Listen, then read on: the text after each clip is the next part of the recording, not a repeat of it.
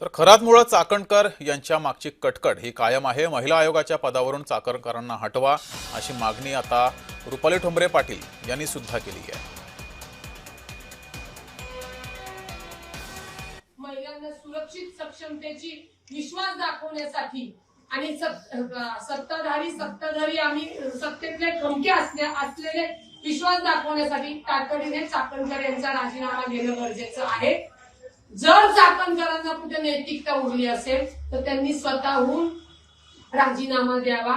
त्या पदावर असताना या प्रकरणाची चौकशी होणार नाही, हस्तक्षेप केला जाईल। आम्हाला या गुन्ह्यामध्ये कायद्यामध्ये कुणाचाही हस्तक्षेप नको आहे आणि जर तुम्ही राजीनामा दिला नाही तर महाराष्ट्रातल्या समंद कानाकोपऱ्यातनं तुम्हाला आंदोलन दिसेल आणि त्याची तोशीस ही सरकारवर असेल, एवढं लक्षात ठेवा।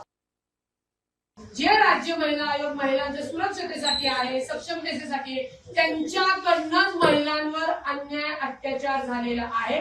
त्या ट्रस्टवर खरात सह चाकणकर सह अजून 4-5 जण आहेत, ते सुद्धा या गुन्ह्यामध्ये आरोपी होणं गरजेचं आहे। याच्यामध्ये स्वतः चाकणकर सुद्धा इन्व्हॉल्वमेंट त्यांची आहे, इतर ट्रस्टी सुद्धा आहेत। सर्व ट्रस्टींवर गुन्हा दाखल होणं गरजेचं आहे।